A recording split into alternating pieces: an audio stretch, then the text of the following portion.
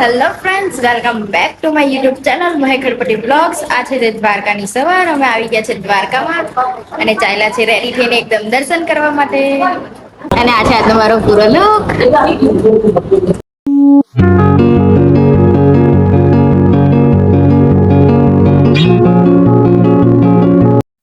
ચાલો, બધું public ready થઈ ગયું છે.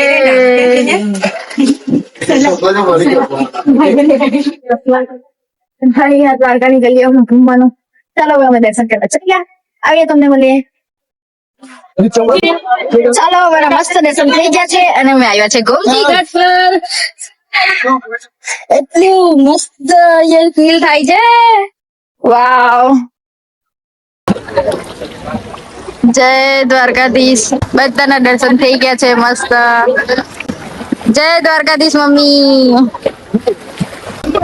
મસ્ત માછલી ને ચારો ખવડાવતા દેવ દોસ્તારે મારા. બિચારી માછલી ને પણ જપ્પા નથી દેતા. હવે જો તે લોકોને પકડવા હારો આ જગ્યા ની અહીંયા લાંબી થઈ રહેલી છે ને સપોર્ટ આપતા અમારા દોસ્તાર અંકિત સપોર્ટ આપતા તું એમ માછલી પકડવા હારું. હાય, કેટલું સુકૂન છે અહીંયા. અને અમને બધા કરતા અલગ માછલી, પીછી વાળી માછલી જોવા મળી હતી. જો बस नीला टॉयलेट और लाल बाथरूम के लिए अभी कांटेक्ट करें.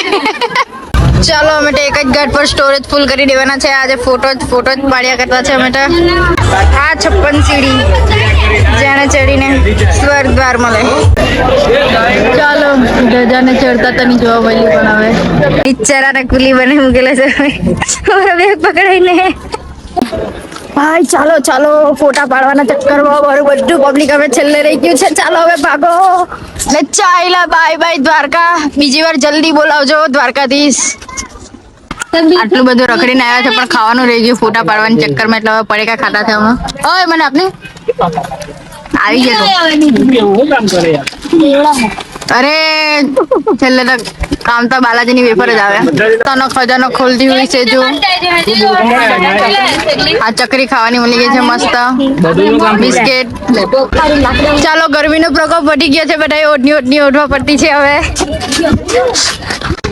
કોઈ ગમછો ઓઢી લીધો છે. હવે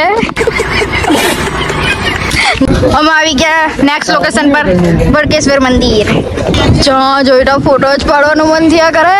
લોકેશન તો જો તમે એકવાર, હું વાત કરે એકદમ આંખને યકીન નહીં થાય કે આવું કઈ છે જોવાનું. આમ જ્યાં મેં અમને ત્યાં કાર નહીં થાય, હજારો લોકો ફોટો પડાવીને ગયા હે, ત્યારે પાણી નહીં આવ્યું ને મેં આવી ત્યારે જો મારી હાલત. હવે ગયા કોઈને એટલું પાણી નહીં લાગ્યું ને મેં આખી પીલાઈ ગઈ. એક વાર નહીં, 4 વાર નહીં. તો વિડીયો તમે આગળ જોયો જ હશે. મારા ફ્રેન્ડ લોકો મને બરાબર મજા લીધી છે તેના હારું. ચાલો, એક પછી એક એટલી જલ્દી ધામ આવતા છે. હવે આવ્યા છે અમે રૂકમણી મંદિર. કે અમને એક સ્ટોરી પણ મૂકવાનો ટાઈમ નથી રહેતો ગાઈસ, એટલે મારી સ્ટોરી મળી આવતી છે ને એમ પણ તમને તો વ્લોગ તો થોડા દિવસો પછી જ જોવા મળશે. એડિટ કરવાનો ટાઈમ જ નથી મળતો. નાઈફરમાં ચાર્જિંગ જ ઉતરતું છે ભાઈ. મંદિરની કલાકારી જોવા હાથી કેટલા ક્યુટ દેખાતા છે. આના જેટલા ક્યુટ હાથી નથી જોયા મેં. ચાલો, હવે પાઇનેપલ લઈ લીધું છે અમે ખાવા સારું, કારણ કે ભાઈ જરા વાળા ભૂખ જ લાગે કરે. ગરમી જેટલી છે પછી. ચાલો ભાઈ, અમને એટલી ચૂલ છે. હવે 5 જ મિનિટમાં કપડા બદલી દીધા છે ને આવી ગયા છે શિવરાજપુરા બીચ પર. ચાલો, અમે પણ ડ્રેગનમાં બેસવાના છે, તેને માટે બધા રેડી થતા છે. ચાલો બધા કરી.